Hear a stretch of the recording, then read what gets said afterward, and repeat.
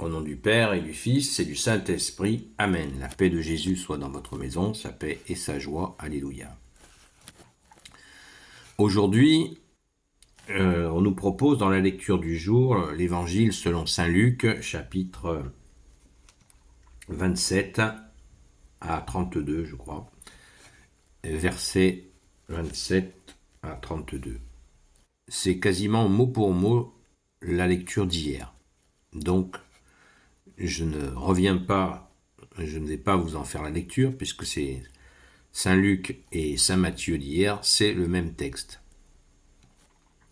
C'est l'occasion d'aborder la question encore et encore du jeûne, parce que on entend partout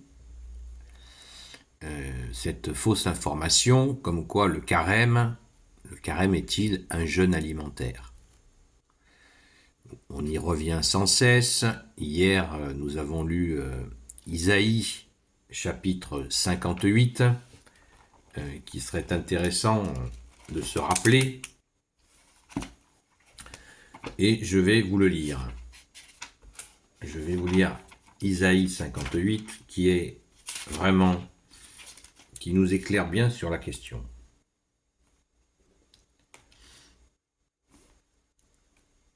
Isaïe, chapitre 58, versets 1 à 11.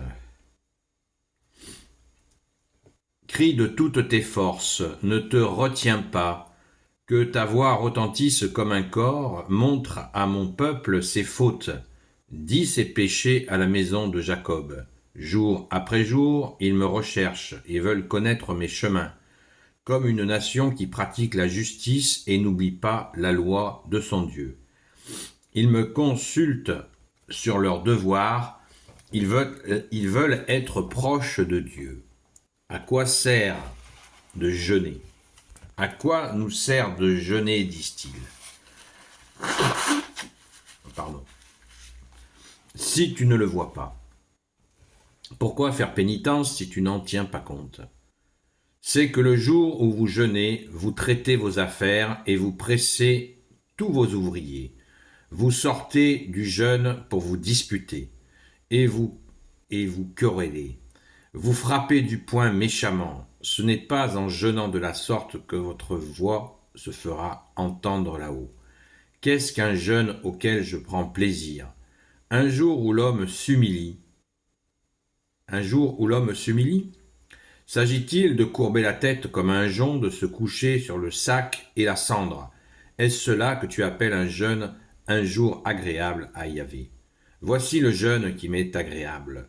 Détacher les chaînes injustes, défaire les liens du joug, renvoyer libres les opprimés et briser tous les jougs. Tu partageras ton pain avec celui qui a faim, tu accueilleras chez toi les pauvres sans abri, tu vêtiras celui que tu vois nu au milieu de te dérober devant lui, car il est ta propre chair. Alors ta lumière se lèvera comme l'aurore, et tes plaies se fermeront vite. Tes mérites iront devant toi, et la gloire de Yahvé marchera sur tes pas. Alors si tu appelles Yahvé, répondra. Si tu cries, il dira, me voici. Si tu élimines de chez toi le joug, le geste brutal, les paroles méchantes, si tu partages ton bien avec celui qui a faim, si tu fais que l'opprimé mange à sa faim, ta lumière alors se lèvera dans les ténèbres et tes nuits deviendront lumière de midi. Yahvé te donnera en tout temps le repos. Il te mettra à l'aise dans les endroits torrides. Il rafraîchira tes eaux. Il fera de toi un jardin irrigué dont les eaux jamais ne tarissent. Tu rebâtiras les ruines anciennes, tu relèveras les fondations des âges passés, tu resteras comme celui qui a réparé les brèches et fait des ruines des demeures. Waouh! Merci Jésus. Nous avons là le prophète Isaïe, chapitre 58, versets 1 à 12, qui nous dit le jeûne qui plaît à Yahvé. Donc Yahvé, c'est le Père de Jésus, c'est notre Père. Merci Jésus d'être le Fils bien-aimé qui nous a rappelé justement en Saint Matthieu, et donc ce matin en Saint Luc, chapitre 5, pardon. Alors, en chapitre 5, eh bien non, en chapitre 5, c'est à Saint Matthieu, c'est hier, pardon, c'est que Jésus nous rappelle, en Saint Matthieu chapitre 9, il nous rappelle « Je veux la miséricorde et pas les offrandes ». Donc, à travers ces lectures, nous comprenons que ce n'est pas un jeûne alimentaire. Le carême n'est pas un jeûne alimentaire. Bien sûr que nous pouvons réduire notre alimentation. Bien sûr que nous pouvons retirer toutes les choses superflues à notre alimentation. Les sodas, les gâteaux en quantité, plein de choses inutiles et qui peuvent montrer que nous voulons nous attacher à l'essentiel, on se nourrit juste pour se nourrir et on reste dans cette attention, cette méditation, ces 40 jours sur... On est prêt, on se tient prêt, disponible pour faire exactement ce qu'il nous est demandé là. Jésus nous le dit lui-même dans les critères du jugement dernier.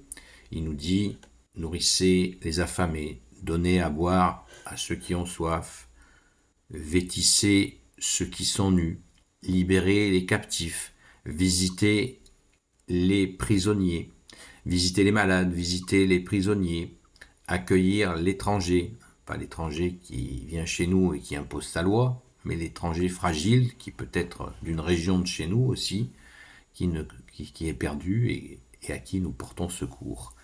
La défense de la veuve et l'orphelin, évidemment.